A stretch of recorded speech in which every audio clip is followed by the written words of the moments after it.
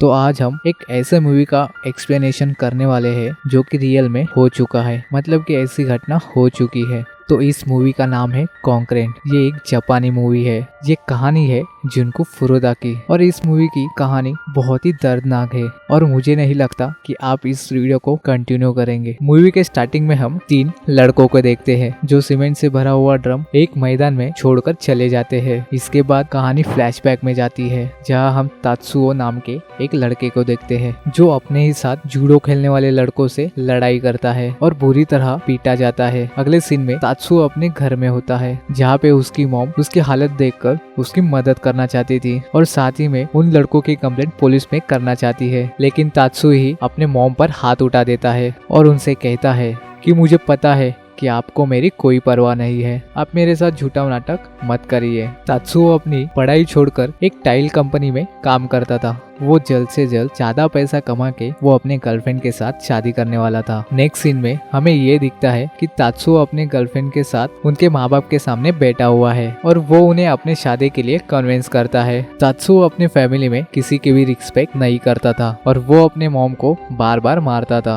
और उनसे कहता था लड़कियों को पिटाई की जरूरत होती है, और वो अपने डैड की भी रिस्पेक्ट नहीं करता था। एक दिन तात्सुओ अपने फैक्ट्री में काम कर रहा होता है, तभी वहाँ पे सिमाता नाम का एक आदमी आता है। सिमाता तात्सुओ का बचपन का दोस्त था जो कि वो याकुजा गैंग के लिए काम करता है। वो तात्सुओ से कहता है तुम यहाँ पे क्यों काम कर रहे हो, मेरी तरह से याकुजा गैंग को ज्वाइंट हो जाओ और ढेर सारे पैसे कमाओ। वो तात्सुओ को अपने साथ लेके जाता है और यहाँ पे याकुजा गैंग के लीडर को वो मिलवा देता है। एक दिन तात्सुओ की गर्लफ्रेंड उसे देख लेती है जो कि तात्सुओ याकुजा गैंग के लिए ड्रग्स बेचता था। इस बात से उसके गर्लफ्रेंड को बहुत ही हर्ट होता है और वो तुरंत ही उसे याकुजा गैंग छोड़ने के लिए कहती है। अपनी गर्लफ्रेंड के कहने से वो याकुजा गैंग से मिलता है और उनसे ये बात करता है, लेकिन उसका बॉस कहता है कि वो लोग उसके टुकड़े करके समुद्र में फेंक देंगे, तब वो ये गैंग छोड़ सकता है। उसके बाद तात्सु 2 लड़कों से मिलता है। उनका नाम होता है यासुसु और शिंजी, और उनको अपने गैंग में शामिल करता है और अपने गैंग का नाम रखता है क्रियोजेन। तात्सु अपने गर्लफ्रेंड के घर पहुंचकर उसके भाई को धमकाता है और उसके घर को अपना ऑफिस बना लेता है। वो लोग स्टार्टिंग में छोटी मोटी चोरी करते हैं, लेकिन वो धीरे धीरे लड़कियों को किडनैप करके उनके साथ गलत बर्ताव करता था।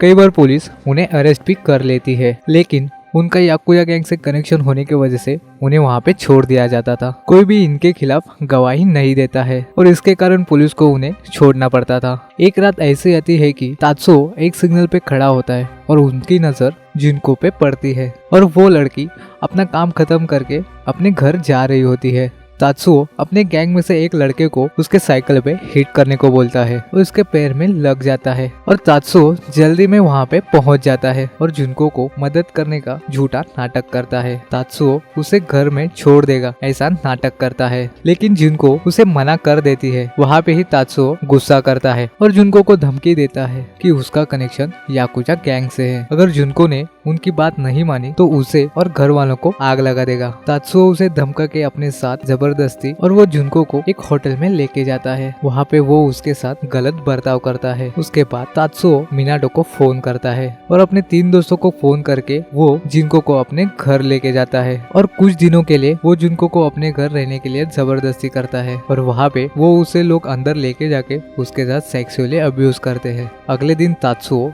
अपने बहुत से फ्रेंड को बुला लेता है और वो लोग एक एक करके जुनको के साथ सेक्सुअली अब्यूज करते हैं और उसे बहुत बुरी तरह से टॉर्चर करने लगते हैं। उसके बाद तात्सुओ अपने दोस्तों के साथ कुछ डिस्कस करता है कि वो जुनको को जाने दे या नहीं। शिंजी उसे बताता है पुलिस की नजर उन पे पहले से ही है, अगर उन लोगों ने जुनको को जाने दिया तो वो पुलिस में कंप्लेंट कर देगी और हम लोग यहाँ पे बुरी तरह फंस सकते हैं। उसके बाद ये लोग जुनको को मिनाटो के घर में ही रखने की सोचते हैं। जुनको कई दिनों से वो अपने घर नहीं गई थी, इसलिए उसकी माँ बहुत घबरा चुकी थी। इसलिए तात्सु उसे घर पे फोन करने के लिए कहता है और उसे अपने माँ से झूठ कहने के लिए कहता है। जुनको अपने माँ को बताती है कि वो कुछ दिनों के लिए अपने दोस्त के घर आई है। इस बात से जुनको की माँ को थोड़ा रिलैक्स हो जाता है। अगले दिन मिनाटो उसी रूम में गेम खेल रहा होता है और जुनको उसके पास जाके वो बातें करने लगती है और वो किसी को भी कुछ भी नहीं बताएगी। वो मिनाटो से बहुत ही रिक्वेस्ट करती है, लेकिन मिनाटो तात्सु से इतना डरता था तो वो जुनको को मदद करने से मना करता है। उसी रात जब ये सो रहे होते हैं तो वो मौका देके नीचे जाती है और इमरजेंसी नंबर पे फोन लगाकर घर से बाहर भागती है। तभी तभी सिंजी वहाँ आके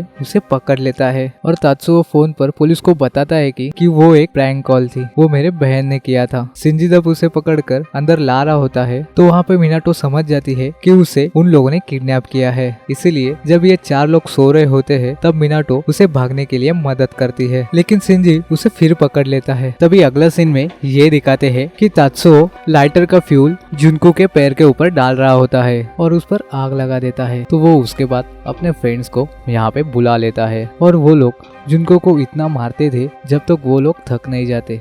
इन सभी के टॉर्चर के वजह से उसकी हालत इतनी खराब हो जाती है, वो चल भी नहीं सकती थी। एक दिन जुनको जब पैस से तड़प रही होती है तो वो सब लोग अपना टॉयलेट करके उसे पिलाने लगते हैं और वो उसे इतना मारते हैं कि वो जुनको वहीं पे दम तोड़ देती है। उसके बाद तात्सु उसी फैक्ट्री में जाता है जहाँ वो काम करता था। वहाँ से वो एक ड्रम लेता है और वो अपने दोस्तों के साथ उसकी बॉडी एक ड्रम में डाल देता है और उसमें सीमेंट और कंक्रीट भर देता है। हम मूवी का वही स्टार्टिंग सीन देखते हैं जहाँ 3 लड़के मैदान में एक ड्रम रख के जाते हैं। कुछ दिन के बाद फैमिली के मर्डर के वजह से उस तात्सुओ को गिरफ्तार करते हैं, उससे पूछताछ चालू करते हैं। डिटेक्टिव उसे बताता है तुमने किडनैप करके मर्डर भी किया है। तात्सुओ को लगता है कि पुलिस जुनको के बारे में बात कर रही है। उसे बिल्कुल भी अंदाजा नहीं होता है कि वो एक फैमिली के मर्डर के बारे में बात कर रहे हैं। तात्सुओ वो गुनाह कबूल कर लेता है और ये मूवी यहाँ पे ही खत्म होती है।